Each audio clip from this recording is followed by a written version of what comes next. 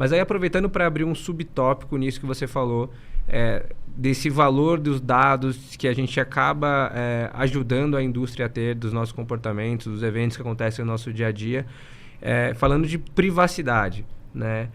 Qual que é a sua visão em relação a isso? Mesmo a gente vê tanta legislação nova surgindo, né? Algumas não tão novas assim, a gente vê o pioneirismo na Europa, mas é inevitável que esses players tenham esses dados, tenham o nosso comportamento, saibam aonde nos encontrar, a hora que é a melhor e por aí vai.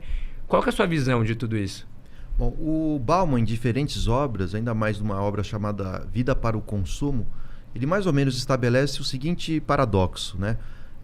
Nunca fomos tão individualistas e nunca perdemos tanto a individualidade. O que significa isso, né? Somos individualistas porque expomos a nossa privacidade a desconhecidos, né, nas redes sociais, Instagram, etc. De repente, você está zapeando, tem alguém tirando foto com a avó, às vezes gente pelada, enfim. E antes dessa era das redes sociais, o momento de compartilhamento da sua privacidade eram com pessoas realmente íntimas, né? Eu lembro disso porque eu vivi a década de 80 e 90. Então, de repente, chegavam os familiares numa festa de final de ano, no aniversário de alguém, você abria o álbum de fotos e ficava mostrando ali, olha, no ano passado a gente foi para lá, não sei o que coisa. Mas hoje se transformou numa exigência você expor a sua imagem permanentemente, né? Tanto é que se alguém deixar de postar alguma coisa durante algum tempo, certamente vão perguntar se está passando mal, está deprimido, o que está acontecendo que você não está postando nada. Então, a questão é que o Bauman vai chamar isso de extimidade, né? Que é o processo, né, de publicização da privacidade, da intimidade.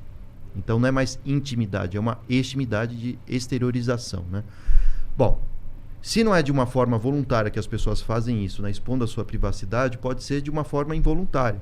Muitas vezes, quando a gente baixa um aplicativo, entra num site, tem os termos de uso. E nesses termos, que ninguém lê no final das contas, né, está escrito ali que você cede esses dados privados para a empresa. Muitas vezes as empresas dizem que não vão divulgar, mas trabalharão com isso de alguma forma. Bom, o resultado dessa história é que, involuntariamente, a nossa privacidade está sendo literalmente confiscada, né, diariamente. E tem um detalhe dessa história toda, porque a maior invenção da burguesia, querendo ou não, é a invenção da privacidade, dos direitos individuais. A gente pode pegar como exemplo o Palácio de Versalhes, na França, né? É um palácio que não tem corredor. Tem salões, um salão que leva o outro, uma sala que leva a outra, porque a arquitetura da época não levava em consideração a concepção de indivíduo, nem de privacidade. Tanto é que o Luís XIV, ele inaugura o que hoje a gente chamaria de Big Brother, né? A vida dele era absolutamente vigiada.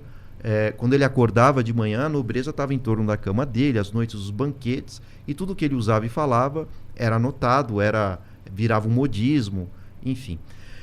Mas aí o que aconteceu? Com as revoluções burguesas e a invenção do indivíduo e da privacidade, o direito a você ter uma liberdade de expressão, o direito de você...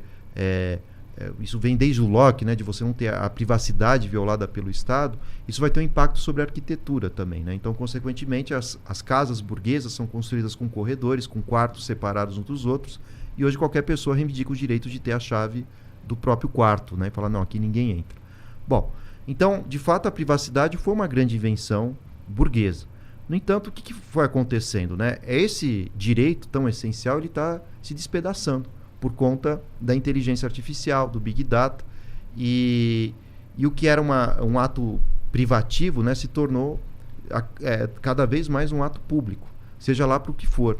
Então esse processo ele vai fazendo com que voluntariamente as pessoas postem foto de tudo, né? Então é muito fácil um ladrão ou um golpista saber onde você está, onde estuda seu filho, qual o nome de não sei quem, tudo está na internet ou pelo menos nas redes sociais, ou involuntariamente os indivíduos cederam esses dados para as empresas, para os governos.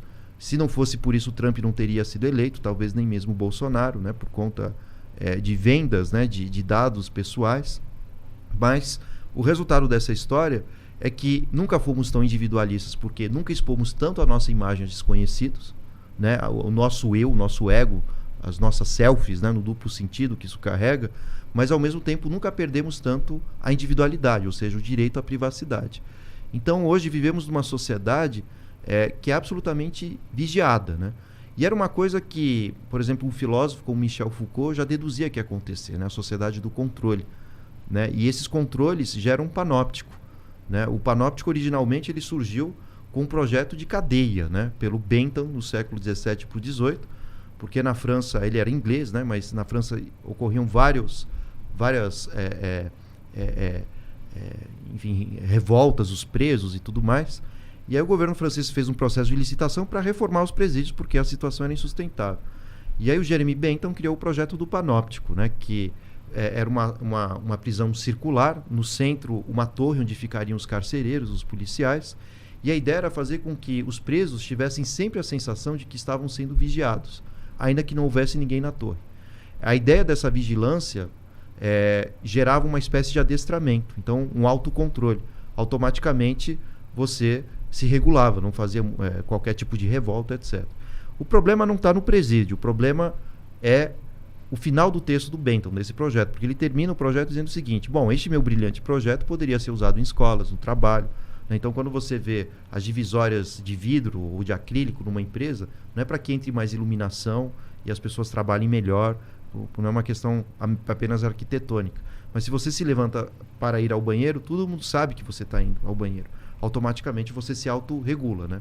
Sabe que não vai demorar. Mas isso também acontece nas redes sociais. Você fica invisível, né? Tinha aqueles chats, né?